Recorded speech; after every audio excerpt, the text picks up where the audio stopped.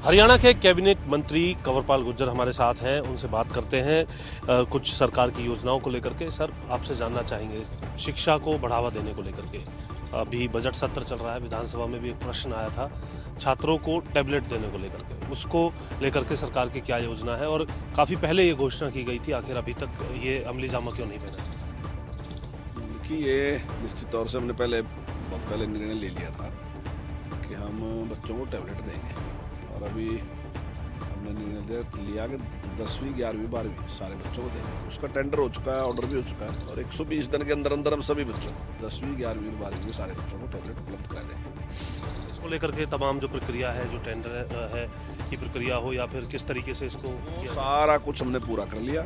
और आपके चैनल के माध्यम से मैं ये बात करना चाहता हूँ कि 120 दिन में हम सारी बच्चों को उपलब्ध करा देंगे।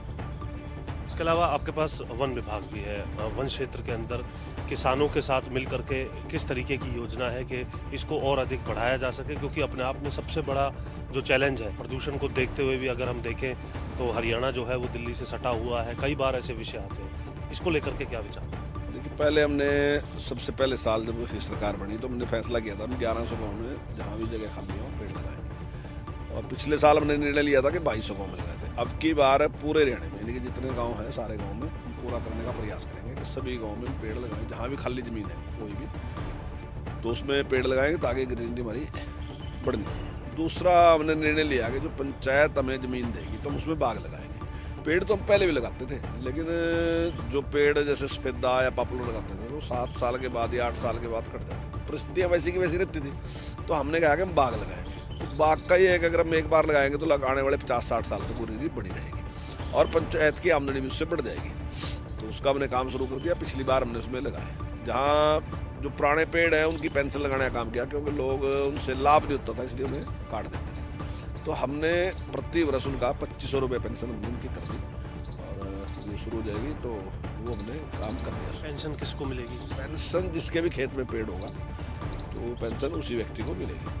इसके साथ ही हमने निर्णय किया कि जो किसान के साथ लगते खेत में पेड़ हैं तो उसमें उनकी 50% की हिस्सेदारी थी। तो आम रूटीन व्यवहार में जो था तो वो उनको हिस्सेदारी तो मिलती थी, लेकिन उतनी नहीं मिलती थी क्योंकि डिपार्टमेंट पहले पेड़ काटता था, बाद में उसको मिलती थी। तो अब हमने कहा कि भाई इसमें अब हम पहली छूट जो होगी किसान की। दूसरा हमने एक और प्रोग्राम भी शुरू किया है कि हम किसान की साइड में उसकी मर्जी से फलदार पेड़ लगाएंगे और उसके फल किसान को होंगे ताकि उसकी सुरक्षा करें और वो ग्रीनरी लंबे टाइम तक बनी रहे। इसके अलावा ग्रीनरी में हम और भी करना चाह रहे हैं कि भाई अगर किसान एक तरफ अपने खेत में पेड़ लगाता है तो उसके लिए भी अच्छी राशि उसको 10,000 का भी हमने विचार किया कि हम 10,000 रुपये उसको देंगे। यदि एक तरफा पेड़ लगाता है तो 3 साल तक उसको 10,000 रुपये साल उसको देंगे। तो ऐसे बहुत सी योजनाएँ हमने उसके लिए बनाई हैं। और जो माननीय मुख्यमंत्री जी ने हमें एक टारगेट दिया कि इस कार्यकाल में हम फॉरेस्ट को 10% तक लेके जाएंगे। हमारे पास 3-3.5% भूमि है फॉरेस्ट के लिए और लगभग इतनी ही भूमि जो प्राइवेट लैंड है उस पर जो पेड़ लगे हैं वो है। तो हम उसको और आकर्षित करें किसान को ताकि वो और पेड़ लगाए। और जिस प्रकार से एग्रो फॉरेस्ट्री खासकर यमुनानगर में जिस प्रकार से पॉपुलर है, आसपास के और कुछ जिलों में थोड़ी पॉपुलर है, तो हम चाहते हैं कि और भी पॉपुलर हरियाणा में हो ताकि उससे जो ग्रीनरी है वो भी बढ़े, पर्यावरण में भी सुधार हो और किसान की आमदनी भी बढ़े।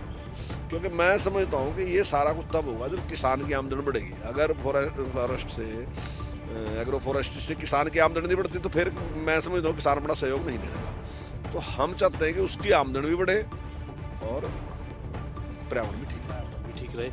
शहरों के अंदर क्या प्लान है? क्योंकि गाँव में किसानों के लिए, खेतों में या फिर आपने कुछ जगह सड़कों के भी जिस प्रकार से उदाहरण दिए हैं, तो शहरों में क्या इसको लेकर के कोई विशेष ड्राइव का भी कोई प्लान है, प्लांटेशन ड्राइव को लेकर के? या फिर जो है शहरों में ग्रीन बेल्ट हम देखते हैं, कई जगह ग्रीन बेल्ट में भी जो है गंदगी या मिट्टी देखने के लिए मिलती है, उन तमाम चीज़ों को दुरुस्त करने को लेकर के कोई विचार सरकार? देखिए, जहाँ तक फॉरेस्ट डिपार्टमेंट की बात है, फॉरेस्ट डिपार्टमेंट पूरा जहाँ भी उसको इस प्रकार की जमीन मिलेगी तो निश्चित तौर से ऐसी जगह के लिए कोई प्लांटेशन देने को लेकर के कोई ड्राइव चलाने को? ऑक्सीवन लगाने की हमारी है योजना। यदि हमें कोई भी नगर निगम या नगर पालिका या कोई भी हमें जगह देगी तो निश्चित तौर से वहाँ पेड़ लगाएंगे। और इसके अलावा कोई NGO, कोई संस्था भी इस प्रकार का काम करेगी तो निश्चित तौर से उसको सहयोग करेंगे। शुक्रिया बात करने के लिए। तो सीधे तौर पर एक और जहां शिक्षा को बढ़ावा देने को लेकर के, डिजिटल करने को लेकर के जो टैब है अगले 120 दिन के अंदर सरकारी स्कूलों में जो छात्र हैं उन्हें दे दिए जाएंगे। इसी के साथ साथ पर्यावरण को स्वच्छ रखने को लेकर के भी विशेष कदम उठाए गए हैं, जिनकी विस्तार से जानकारी कैबिनेट मंत्री कंवरपाल गुर्जर ने दी है।